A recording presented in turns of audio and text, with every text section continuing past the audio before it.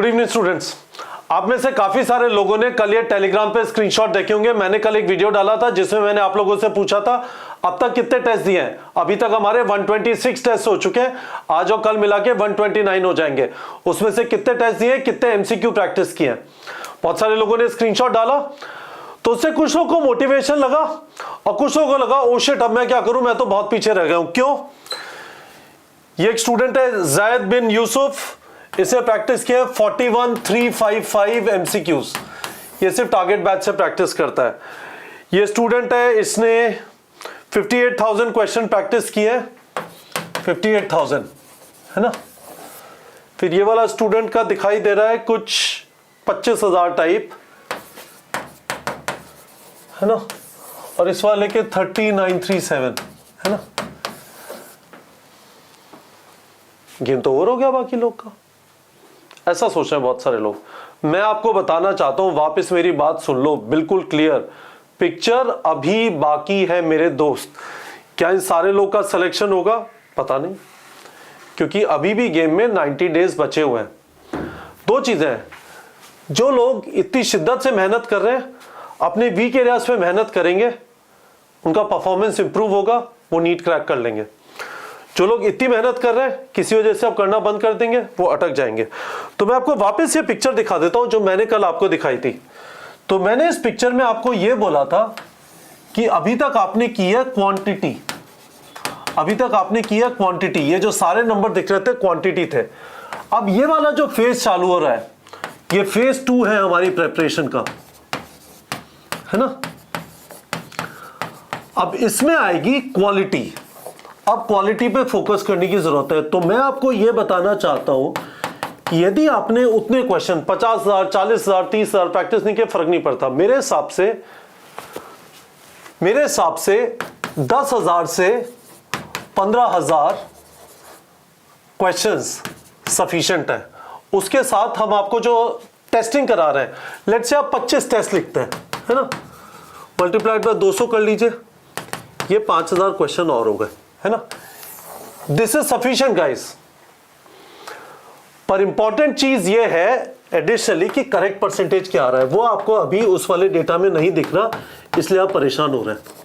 और मैं आपको ये बताना चाहता हूं कि ये वाला जो टाइम बचा है, फरवरी मार्च अप्रैल, मैंने आपको बोला फेज 2 हमारा टेस्ट जो कल है, फेज 2 स्टार्ट होता है उससे, जिसमें सिलेबस बढ़ जाएगा आपके टेस्ट का।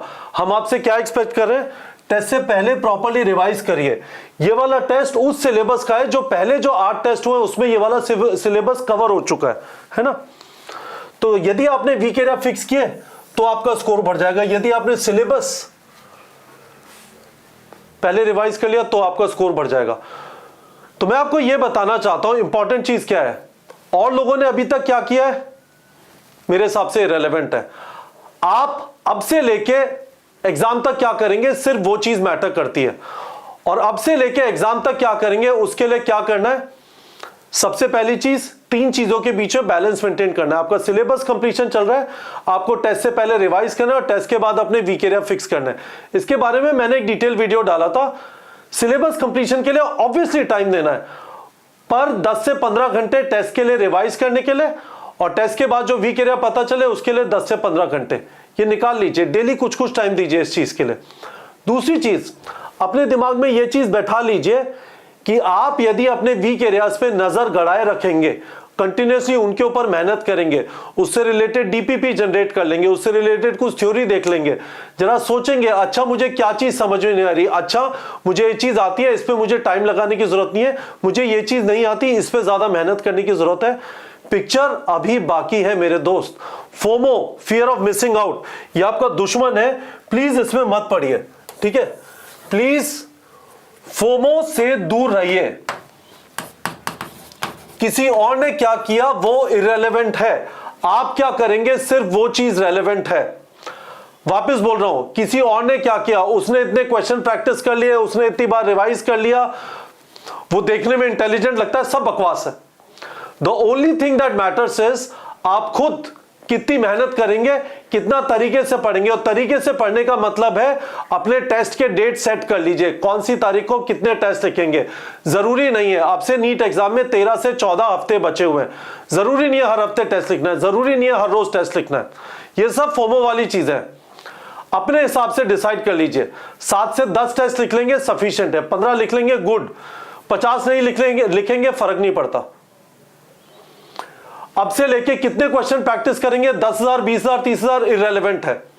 टेस्ट की डेट डाल लीजिए, उससे पहले रिवाइज करिए, उसके बाद अपने वीक एरिया फिक्स करिए और अपने वीक एरियाज को पकड़ के रखिए, उन पे रेगुलरली मेहनत करिए और आपका परफॉर्मेंस सिग्निफिकेंटली इंप्रूव कर जाएगा एक गवर्नमेंट कॉलेज में घुसने लायक। मत देखिए इस वाली पिक्चर को, ये पिक्चर इररेलेवेंट है, फोमो बकवास है। मैं आपके सामने एग्जांपल हूं गाइस, मेरी क्लास से ऐसे स्टूडेंट थे जिनकी अंडर 30 2 लोग थे जब मैं आईआईटी की तैयारी कर रहा था, अंडर 30 रैंक आई। मेरी रैंक आई तो एक की रैंक आई 16, एक की आई 26 और मेरी रैंक आई 1934। मुझे इससे आईआईटी दिल्ली मिल गया, है ना, अच्छा है, I am doing okay and I was continuously catching up, मुझे दिखता था, है ना। पर बहुत सारे लोग बहुत सारी हवा फेंकते थे, उनमें सिलेक्शन नहीं हुआ। मुझे पता था कि मेरी स्ट्रेंथ मेरी वीकनेस क्या है, मैंने उसके हिसाब से मेहनत की। आप लोग भी बस इतनी सी बात ध्यान रखिए, टेस्टिंग इंपॉर्टेंट है। 7 से 10 टेस्ट की अपनी डेट डाल लीजिए कम से कम। टेस्ट से पहले रिवाइज करना इंपॉर्टेंट है, टेस्ट के बाद वीक एरिया फिक्स करना इंपॉर्टेंट है। मैंने जो अभी चीज बोली है मैंने इसी वीडियो के अंदर कम से कम 5 बार बोली होगी, तो होपफुली गाइस आप लोग को समझ आ गया होगा। प्लीज डोंट वरी क्या हो गया, इस चीज को देखिए कि क्या प्रॉपर्ली बचे हुए 3 महीनों में, 90 दिन बहुत ज्यादा टाइम होता है, you can significantly change the trajectory of your preparation. So hopefully guys आप लोग को समझ आया होगा मैं इस वीडियो के थ्रू क्या कहने की कोशिश कर रहा हूं। मुझे वीडियो के कमेंट सेक्शन में प्रॉमिस चाहिए आपसे, आप आसपास देख के fear of missing out, FOMO से डरेंगे नहीं, अपनी तैयारी को कंट्रोल में रखेंगे, टेस्ट देंगे, टेस्ट से पहले रिवाइज करेंगे और टेस्ट के बाद अपने वीक एरिया फिक्स करेंगे। ठीक है बच्चों।